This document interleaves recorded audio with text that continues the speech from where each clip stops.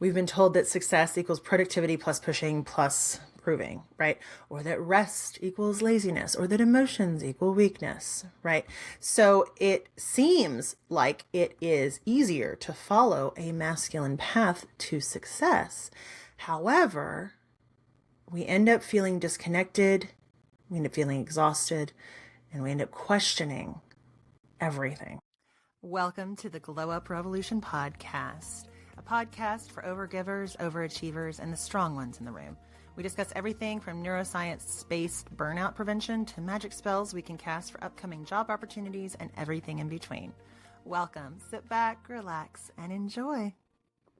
Welcome back to the Glow Up Revolution podcast. I'm your host, Megan Winkler, and this is going to be an interesting episode because I have edited it out. However, I first welcomed you to the Good Business Witch podcast, which is my old podcast.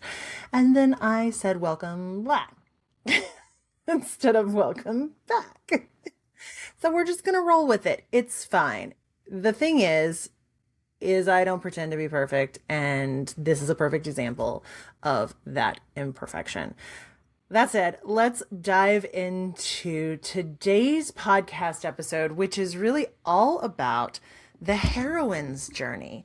So you have perhaps in maybe like a history class, maybe in a literature class, or maybe if you did one of the popular marketing like formats, frameworks out there, you might be a little familiar with the hero's journey. So we're going to start there because the heroine's journey is in response to that. So one of my favorite things in history is the feminine response to like a masculine, this is the way it should be kind of framework. And it's actually inspiring me to kind of start brainstorming on my next book, which is a response to all the bro business books out there. So Mary Wollstonecraft was a great example of this way back in the day. Mary Shelley's mom, actually.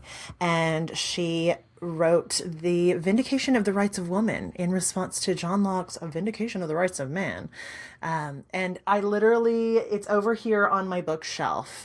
Usually I keep it very close at hand for the simple reason of reminding me that we can always say, you know what? That way of doing things doesn't work for us. So the hero's journey, just kind of simply put, was developed by Joseph Campbell. And it's really tied to hustle culture, achievement, equaling your worth, productivity as an identity. And it's a kind of monomyth. And so it's a storytelling pattern where basically a person, in most cases a man, leaves the familiar, faces challenges, transforms, and returns changed. And we see this in movies, books, mythology, and a lot of success narratives, actually. So here's kind of a simplified arc for you. So the hero has a call to adventure, and something is disrupting his normal life. So it's an opportunity, a problem, a desire that's pulling the hero forward. Next is a refusal of the call. He's like, no, I can't do this. I can't do this. Actually, if you've recently watched Project Hail Mary, he goes through the hero's journey. The third is meeting the mentor. So somewhere a guide appears. Think Gandalf from The Lord of the Rings, a teacher, a coach, a moment of clarity.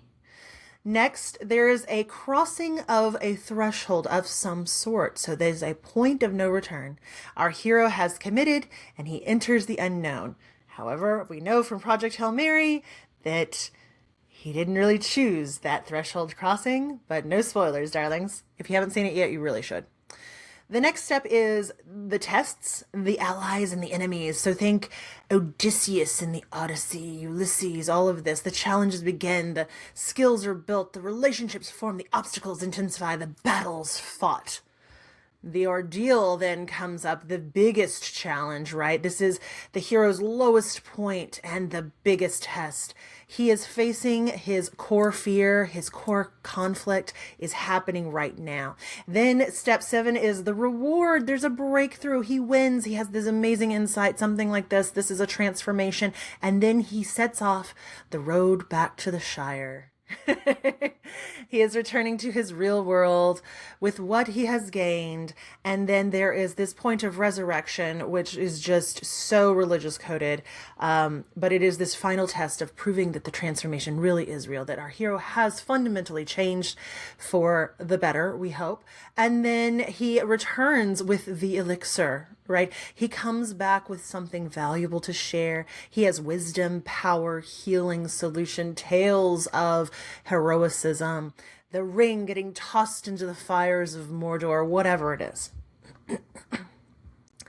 But as we look at this hero's journey, what it's really about is, it really is growth through challenge, which is great, right? Like, challenges would like really, really suck if we didn't grow from them or if there wasn't some sort of silver lining. But it's also about earning the transformation, proving capability, and becoming something new. So it kind of rests on this assumption that you like go out in the world, you overcome things, and you come back stronger. So in a lot of ways, it does work. It's very clear. It's very motivating. It's very achievement oriented. And God knows our entire society has adopted this hero's journey mindset and narrative in entertainment and in everyday life, right? So it's kind of everywhere. But it also tends to prioritize action over reflection, doing over being, external validation over internal alignment. Do you see what we're getting to now? So because it is so prolific in our society, it is a blueprint that many of us follow. The hero's journey is a story of becoming by leaving you behind and overcoming obstacles and returning transformed as a new person. But there's this illusion of success that if you're burned out, if you're a woman, if you are outside of the alpha male kind of vibe, you might feel some exhaustion around. You might feel some disconnect around. So what if instead we look at the heroine's journey? And the heroine's journey is not about doing more or going out in the world. It's about turning inward.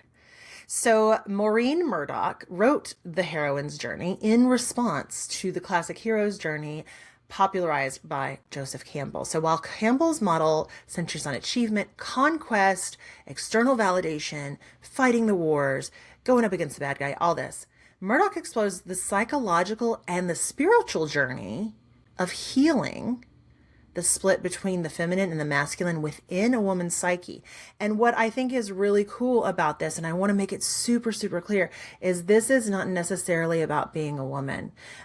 People across genders experience this bringing the parts of us back together to be one person, one unified whole being. And the heroine's journey, in response to the hero's journey, is not about winning. It's about coming home to yourself, especially after abandoning parts of you that you were born with. Okay. So the heroine's journey is about breaking away from culturally conditioned femininity. I'm going to say that again. It's about breaking away from culturally conditioned femininity. It's also about adopting masculine coded traits to succeed. It involves realizing that success comes with a cost sometimes, and sometimes that's disconnection, burnout, emptiness, whatever. And it is about reclaiming the feminine and integrating both energies. Okay. And this maps very closely to the work that I've shared with you here already. I've shared in my book, Breaking Up with Burnout, about these cycles and this modern context for why we burn out, how we can lead ourselves better, where the glow up is at, right? So the 10 stages of the heroine's journey are, number one, the separation from the feminine. So we're rejecting traditional feminine roles. And it is often due to a wounding of some sort. So maybe it's a mother relationship, cultural messaging, whatever. And the idea is, I don't want to be that kind of woman. Next is the identification with the masculine. So because she doesn't want to be that kind of woman, she aligns with achievement, logic, productivity, and external validation. And so there is this essence of, I'll prove my worth by succeeding. And if you've read my book, you know the chapter where I talk about queen bees in the workplace and how women in a masculine dominated industry or workplace shift far from anything feminine to being sometimes even more masculine, having more of those quote unquote masculine male oriented traits than even their male coworkers do. So there's this shift, right? And it's like a pendulum, right? It's like, I don't want this, so I'm going to go this other way. She also has a road of trials. There's climbing, there's striving, there's achieving. Often this comes at a cost of the self. And this is where burnout starts brewing. Okay. And there's this illusion of success. It's the next step. There's this idea that it's like, oh, I've made it, but it doesn't feel like you thought it would. There's a lot of emptiness or disconnection here. Next is the awakening to a spiritual aridity. There's this like deep dryness, disconnection, meaninglessness. Why does my life feel so hollow? Next is the initiation and descent to the goddess. So if you've been with me and you've done any of my shadow working practices with me, you know that starts by turning inward, and it's exploring emotions, intuition, the shadow, what's going on in your energetic body as well as your physical body. And so that can look like doing shadow work. It could look like therapy, spirituality, embracing a completely new religion or spirituality for yourself, grief work, creativity, any of these practices. Next is the urgent yearning to reconnect with the feminine, because there's this essence of like, oh my gosh, I've lost this. So she wants to reclaim some softness, reclaim the rest, the intuition, and the embodied wisdom that the feminine has and was modeled poorly for her. And there's this essence that there must be another way to live. The next step is healing the mother-daughter split. And so this can be actually with your mother. It could also be with your internal parts, right? Your kind of mother self within, right? This is also where we reparent when we need to. So reworking the internalized beliefs about femininity, about our worth, about our identity. And this is super deep, important identity repair. Next is the healing of the wounded masculine within. So not rejecting ambition or structure, but redefining it in a much healthier way, a very grounded way, with boundaries, aligned action, self-trust, intuition, woven all in there, right? And then finally, the last step is the integration of the masculine and the feminine together. So there's this vibe of wholeness where you no longer have to choose between being soft and successful. You have this ability to create sustainable power and not abandon yourself. Murdoch's work really resonates with us today, I think. Many women and beyond, right? So a large part of that is because we've been told that success equals productivity plus pushing plus proving, right? Or that rest equals laziness, or that emotions equal weakness, right? So it seems like it is easier to follow a masculine path to success. However, we end up feeling disconnected, we end up feeling exhausted, and we end up questioning everything. So when you look at the different steps in the hero's journey, kind of that 1 through 4 stage is overfunctioning, proving, achieving. Stage 5 is your burnout phase, or your emotional exhaustion, or your numbness. Something is just not adding up anymore. Stages 6 through 8 is your inner work, identity rewiring. Stages 9 through 10, that's your sustainable success and nervous system alignment. So as I kind of go through those, I invite you to think about where you're at. Are you between 1 and 4? Are you overfunctioning and proving yourself? Are you at burnout stage, number 5? Are you somewhere between 6, 7, and 8 where you're doing the inner work and the identity rewiring? Or are you at a stage of 9 or 10 where you're starting to experience this sustainable success and this nervous system alignment? And there is no wrong answer here, and there is nothing wrong with you no matter what. Okay. And I'm going to tell you a little secret too. You could be at stage 10 right now, and then you could find yourself at stage 4. You could be at stage 6 and find yourself, oh my God, way back at stage 2. You could be at stage 5 and you can work your way back up to stage 10. Okay, so it's just like this continual moving back and forth, ebb and flow. And the thing is, if you've overcome burnout, if you've done a lot of inner work, it doesn't mean like you're never going to do inner work again. It just means it's going to be different this time, right? And burnout is not the end of the story, and it's not the end of your story. So if you're feeling particularly overwhelmed right now, I want you to know it is a turning point, my friend, in your heroine's journey. And actually, Murdoch later classified the journey as not exclusively for women. So, that's not just me saying that. So it's really about rebalancing the feminine and the masculine energies within anyone, right? But I will say culturally, and she agreed with this as well, that women are more likely to experience the split in a specific way, just due to social conditioning, right? So the key difference between the two is the hero is this outward achievement, and the heroine is inward integration, right? So when we talk about what's masculine and what's feminine, right? And this is the best way to explain this. I don't like that they sound gendered or are gendered, but this is what we've got right now. So the quote unquote masculine traits are structure, action, logic, discipline, kind of those outward traits. The feminine traits are more inward traits, or intuition, rest, creativity, emotional awareness. Okay. So many women succeed by over-identifying with those masculine outward traits, and they abandon the feminine inward traits, right? So this can lead to chronic overdoing, chronic over-delivering, people-pleasing, productivity without restoration. And the thing is you don't have to abandon your ambition to, save the world, make $1 million this year.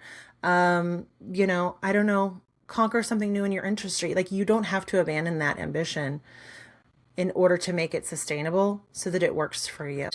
If you are in this period of burnout and you're just feeling like you don't know where to go, just keep going, look inward.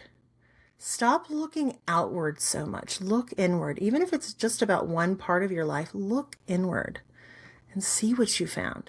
Because, my friend, you can be ambitious and rested. You can be structured and intuitive. You can be successful and still connected to yourself.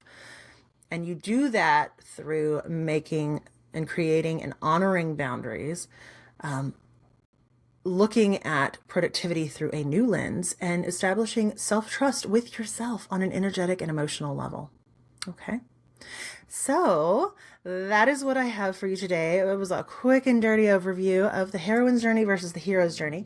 But if you are really interested in the heroine's journey, that is a foundation of what we're doing in the She Disruption program. So the She Disruption is an 8-week leadership course program experience with me. You will be getting amazing tips and strategies for rethinking how you lead yourself in the world, but also in your business. So how you talk about your offers, how you price your offers, where your values are, how you sell. So all of these elements are going to come up in the She Disruption program. And along with that, you're going to get 45-minute weekly calls that are recorded, so you don't have to be there live if you can't make it. But we are in, out, and done and moving on with our life. So we've got those weekly. All the course content is delivered to you via a podcast format, so audio only, so you can listen wherever you are in your day, whatever you're doing, grocery shopping, picking up the kids, going for a walk, although I'm a huge advocate for not taking your phone on your walk. You can do it, no shade. And you'll also be in a community with lifetime access to the community off of Facebook. We're actually on Circle. So I'm going to have all the links about that here in the show notes. And I want to shout out my amazing patrons on Patreon. I have not done that in a hot minute. I have neglected that. I apologize. So let's dive into those. So I just want to shout out my paid Patreon members, my paid patrons. So shout out goes to I'm going to say D Bad Badger. Thank you so much. Also to Rebecca P. Thank you also to my longtime supporters, Victoria C., Linda K., Joanna S., Melanie K., Carrie M., Sean K., Joan F., Ronica D., and Adria B. Thank you so, so much for your continued support. Y'all are amazing. If you want to join the Patreon, I will have the link down in the show notes. You get a lot of cool extras every month.